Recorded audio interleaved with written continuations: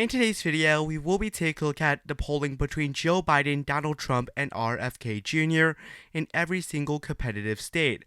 We will also be answering the essential question, who does RFK Jr. end up benefit or hurting? Furthermore, we're going to be analyzing every single swing state. Now, first off, according to the national polling, we can see that Donald Trump has a 1.5% lead over Joe Biden in a three-way race. Now, the first significant point is that Trump's lead is slightly higher, about 0.9% higher in terms of the three-way race than the two-way race. So we can see that RFK does end up slightly benefiting Donald Trump in terms of the polling nationally. Trump holds 44.8% to Joe Biden's 44.2% in a head-to-head matchup. But with RFK, Trump gets a lower percentage, 42%, but Biden is also significantly lower at 40.5%. Kennedy holds 8.4% of the vote. However, if you look at the trajectory here, Robert F. Kennedy Jr.'s polling numbers have been descending. Kennedy held 19% of the vote when the average was initially here, and now he has dropped off to in single digits. Based on this, we could end up seeing here that RFK Jr.'s candidacy will not be super successful. Now, with all that in mind, let's jump into today's video. Now, this is the map with the safe states filled in. Joe Biden won 181 safe electoral votes, and Donald Trump at 125 safe electoral votes. The remaining states here are the states that I believe will be decided by less than a safe margin or by less than 12 points. Some states are more crucial than others. First off, the state of Nevada. This is the state that is arguably the most vulnerable Democratic state that voted for both Hillary Clinton and Joe Biden back in 2016 and 2020. Currently, Nevada's polling between the three candidates confirmed the Democrats' fears. Although Donald Trump is only at 40.7%, Joe Biden is at an astonishingly low 34.7%, and Kennedy is at 10.6%. Pretty much the line for Kennedy has been up and down. Right now he is at a relatively high point.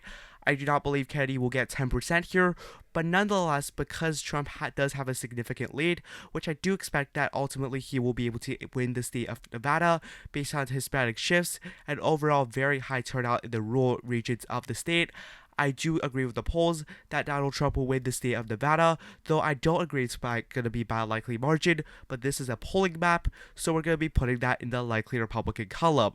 Next up, the state of Arizona, one of the most vulnerable states for Joe Biden because this was the closest state by vote count back in 2020, a state that Joe Biden was able to flip from the Donald Trump column by the skin of his teeth. Back in 2020, of course, Joe Biden only won the state by less than 11,000 votes. Right now in the polling here head-to-head, Donald Trump holds a similar lead from the state of Nevada. Kennedy holds a similar number here, 10.4%. However, what we see is that Kennedy has significantly dropped in the polling. The first poll ever conducted here showed, I'm just going to pull it down here, showed that, again, we saw that Kennedy was at a very, very high number, 26% in the first poll. That is the New York Times Siena College poll, which is generally considered quite credible. However, when time went on, you can see that Kennedy, obviously, we know he's not going to be getting 26% of the vote in a swing state. We do see that Trump has now consistently maintained an advantage. Right now, Trump has a 6% lead. Now, I believe Kennedy's number would be lower, and because he does take away more of the Democratic vote, perhaps Joe Biden's number is going to be higher than 36.6%.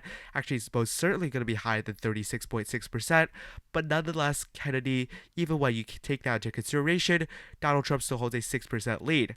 Right now, I'm not sure if, again, I don't think Trump is going to be winning by 6%, but I do believe that Trump right now does look quite good for Donald Trump as well in the state of Arizona, which puts that in the likely Republican column. 2 states so far and both flips for Donald Trump from 2020. Now going to the state of Colorado here. In the state of Colorado, unfortunately, we do not have any polls between Joe Biden, Donald Trump, and RFK Jr. I'm just going to go for the Joe Biden to Donald Trump head-to-head polls. Again, it's a concerning and warning sign for Joe Biden, as he is currently below 50% in the polling. Joe Biden holds 48.1%, Donald Trump holds 40.3%. Now, imagine if Kennedy is in the race, the margin would be a slightly tighter. And right now, back in 2020, Joe Biden won the state of Colorado by 13.5%. So this margin is already quite concerning, not to mention that RFK Jr. could split away some of the vote, and as a result, the numbers are going to look even uglier for Biden. Nevertheless, right now, it's in the likely Democratic column. Now, in the state of New Mexico, I do not have the state in the safe column, but regrettably here we don't have any polls whatsoever. I'm just going to have to base it out of the 2020 margin, and Joe Biden won the state of New Mexico by just under 11 points, which is barely under a safe margin or a likely margin. Now going to the next state, the state of Texas. In the state of Texas, regrettably, again, we don't have any polls between Joe Biden, Donald Trump, and RFK. We only have a head-to-head polling between Donald Trump and Joe Biden. Right now, Trump holds a 8.7% lead, which is sufficient for a likely margin.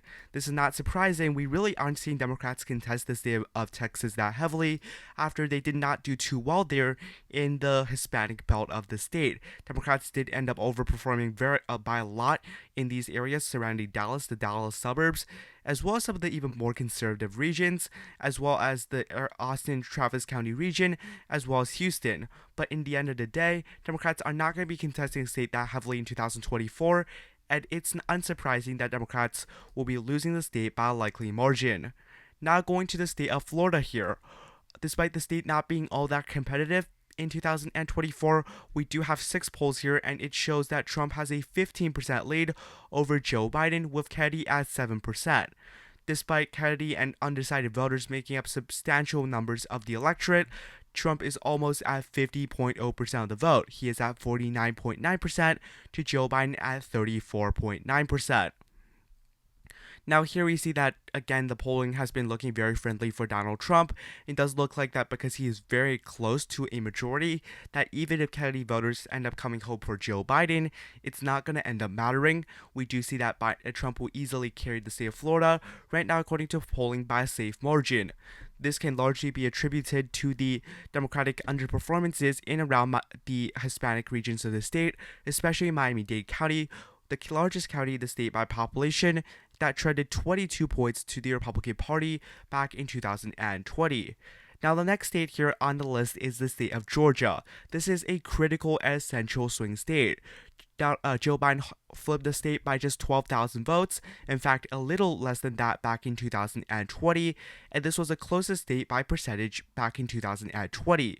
We see that there is a lot of dissatisfaction with Joe Biden and the Democratic Party, and as of right now, you do see that Trump is ahead of Joe Biden by 5 points in the state of Georgia, just sufficient for a likely characterization. We saw that Kennedy was at 24% in one of the polls by New York Times and Siena College. However, again, he has since dropped off. It's not very surprising. You would not expect Kennedy to be above 20% in some of the polling. We do see that, again, Trump is at 43.4%, which means that Biden does have some room to catch up with all the undecided voters. However, right now, a lot of suburban voters are reverting back to Donald Trump, or at least they're not going to vote for Joe Biden, which is a problem because he really does not have a lot of room to lose with his very, very narrow margin back in 2020. We do have the state of Georgia here in the likely Republican column. With that, Trump is at 228 electoral votes to Joe Biden at 196. Not the best numbers right now for Joe Biden. Now going to the state of North Carolina here. Now, North Carolina is actually quite interesting. North Carolina is a state that voted for Donald Trump, albeit he did not actually receive the majority of the vote. He received 49.94%. Nevertheless, here, surprisingly, the state, despite going to Trump back in 2020, is actually closer in terms of the margin than a state like Georgia or Arizona, where Joe Biden was actually able to carry those states back in 2020. We do see that Kennedy is at around 9% of the vote, which means he could end up having a make or break difference when the polling is so tight here. We also have 70 polls, which does give us quite a substantial amount of information. We see that Trump is still going to do very, very well in the rural areas, while Democrats are going to do well in the urban regions. Again, suburbanites will probably decide the state of North Carolina, though it's heavily anticipated to go for Donald Trump, and I'm going to have it accordingly to the map or by a lead margin.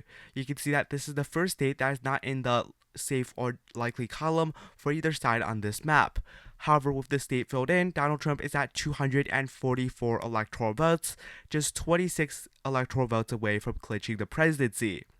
Now going to the next state here, the state of Virginia. In the state of Virginia, regrettably, again, we don't have polling between Joe Biden, Donald Trump, and RFK Jr. Instead, we have a head-to-head matchup between Biden and Trump. Biden does hold a 4.7% lead, which sounds sufficient. However, there is again another problem for Democrats. Biden won the state by double digits. It's not really supposed to be close. But I guess a lot of suburbanites right now are not super satisfied with Joe Biden's handling, especially the young voters, with the Israel-Hamas crisis and also with the border. Those are the two issues that are haunting Joe Biden, and that could be a big problem for him in pretty much any state, including the state of Virginia. Right now, we have it in the lean Democratic column, according to a head-to-head matchup between Joe Biden and Donald Trump.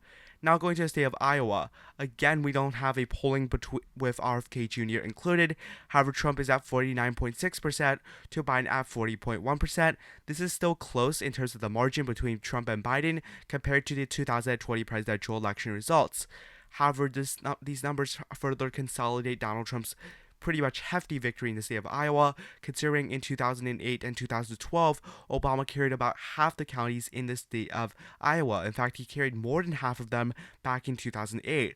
Now it's just a sea of red in the state of Iowa, which would make it very hard for Democrats to overturn the Republican supermajorities in many of these Republican counties. We're going to put it in the likely Republican column. Now going to the state of Ohio here. You see that in the state of Ohio, Trump has a 10.8% lead over Joe Biden in a three-way race. Trump holds 46.5% to Biden, who is just at 35.7% in a state that used to be extremely competitive. Kennedy at 7.7%. Again, if you look at the third-party vote shares, generally speaking, you can take 1992 for inspiration. We saw that Ross Perot was in fact expected to win the presidency according to some polls before finishing in a disappointing third place and with less than 20% of the actual popular vote. Third-party candidates don't end up generally prevailing in the general election, and polls do overestimate the third-party candidates, in this case Robert F. Kennedy Jr. Nevertheless, here we do see that Trump is already at 46.5%, with so many of these voters going undecided or for a third party, about 20% in fact. So we do have this in the state going to Donald Trump here by a likely margin. As you can see, Donald Trump is at 267 electoral votes already, just 3 away from the presidency. All he needs is one of the 5 states of Minnesota, Wisconsin, Michigan, Pennsylvania, and New Hampshire. So far, he has held on to all the states he won back in 2016 and 2020, and has also flipped the state of Nevada. Now going to the state of Minnesota. Despite being such a competitive state, we actually don't have any polls featuring RFK Jr., so we have to go on a head-to-head matchup again. Joe Biden holds 44.6% against Donald Trump at 40.5%. That means Joe Biden has a 4.1% lead, which is just over half of the lead he had back in 2020. But again, if you win the state, you get all of the electoral votes, so margins don't really matter that much. Joe Biden has consistently led in the polls in a head-to-head matchup, though Donald Trump has led in a single pollster. Nevertheless, Minnesota does go into the lean Democratic column, a hold for Joe Biden and a crucial one, and pretty much just a silver lining. Now going to the state of Wisconsin here, where we do have a 3-way race. There are 12 polls, and you can see Trump is at a very narrow lead over Joe Biden of 1.6%. That is only a tilt margin. What will come down to the state of Wisconsin here is 2 things. Number 1, will abortion be an issue? Because if abortion is an issue like the Supreme Court race, where Democrats won by more than 11 points, that is problematic for the Republican Party. But if Trump is able to make the economy and immigration the top 2 issues, then I do expect the Republicans to end up winning, like the polls do suggest. Again, the 8.2% for Kennedy, I do believe that he will end up winning some of those votes, but I think on election day, he's only going to have about 4 to 5%. So for some of the undecided voters, which is about 10% of the total average, plus some of the Kennedy voters who are not end up actually going to voting for Kennedy and voting for either Joe Biden or Donald Trump, the big question is, which way do those undecided voters or those Kennedy voters who end up voting for either Biden or Trump end up going, or do they just stay home? That will ultimately decide who wins the state of Wisconsin. Wisconsin again will be decided by the wild counties and just the Democratic turnout, and overall to see the satisfaction or dissatisfaction of Joe Biden by many of these Democrats. Ultimately, though, right now it does have Trump in the tilt Republican column, which is a very slim margin, but nevertheless, Donald Trump is at 277 electoral votes, which means he does clinch the presidency. Now going to the state of Michigan here, where we do have three-way polling. Right now, Joe Biden, although he did end up winning the state of Michigan here by about 4 times the margin percentage-wise that he won the state of Wisconsin by, Joe Biden is losing by a larger margin in the state of Michigan than in the state of Wisconsin. That is due to a heavy uncommitted vote in the state of Wisconsin. More than 100,000 Wisconsin residents voted uncommitted in the Democratic primary, deciding not to choose Joe Biden or any of his long-shot challengers because of Joe Biden's handling of the Israel-Hamas crisis. The big question is, do those Democrats who voted uncommitted stay home, vote for Joe Biden, or vote for Donald Trump? I still think a sizable amount of those voters will end up backing Joe Biden at the very end, but the question is how many will stay home, and how many of that maybe few percent of voters will actually end up voting for Donald Trump. That is the big question. We're also going to be looking at if Democrats are able to get those high numbers in a county like Oakland County, right? Joe Biden won the county by 110,000 votes. Hillary Clinton barely won the county. Also in an area like Kent County, Joe Biden was able to be the first Democrat to win the county in 60 years. This is a very suburban region where actually Obama lost it in both 2008 and 2012. Will Biden be able to hold up numbers like this in Kent County? So that will be the key issues in the state of Michigan. However, according to polling right now, we do have the Donald Trump here winning by a lead margin or about 2.6 percentage points. Now going to the state of Pennsylvania, another crucial state that ultimately by this map will not decide the presidential election results. Nevertheless, I am shocked that the state does not have a polling aggregate featuring RFK Jr. Now, if you look at the polls themselves, you can see that Trump is leading in the majority of the recent polls. However, there is an outlier poll that suggests that Joe Biden is somehow winning the state of Pennsylvania by 10 points. That would be identical to the 2008 margin for Barack Obama. Again, I do not believe that will happen. Nonetheless, this is a polling aggregate that's solely, again, based on polling, and I'm not here to change that. Also, if you look at the state of Pennsylvania here, what will decide the state of Pennsylvania is very simple. What numbers do Democrats have in the Philadelphia suburbs? If you remove Philadelphia and its suburbs, the state is essentially a red state, but Philadelphia and the suburbs have a lot of votes.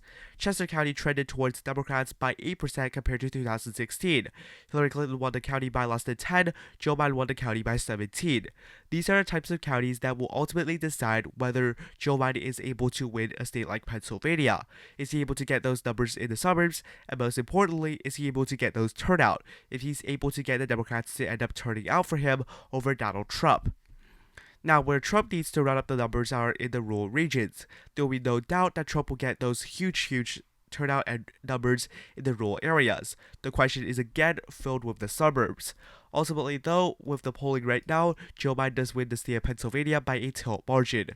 Now, we don't have any numbers out of the districts here, so I'm going to put Nebraska second in the lead Democratic column, how I expect it to go, and I do have Maine second in the likely Republican column right now. Now going to the next state here, the state of New Hampshire. We don't have a poll featuring RFK Jr., but we do have a Joe Biden versus Donald Trump head-to-head matchup.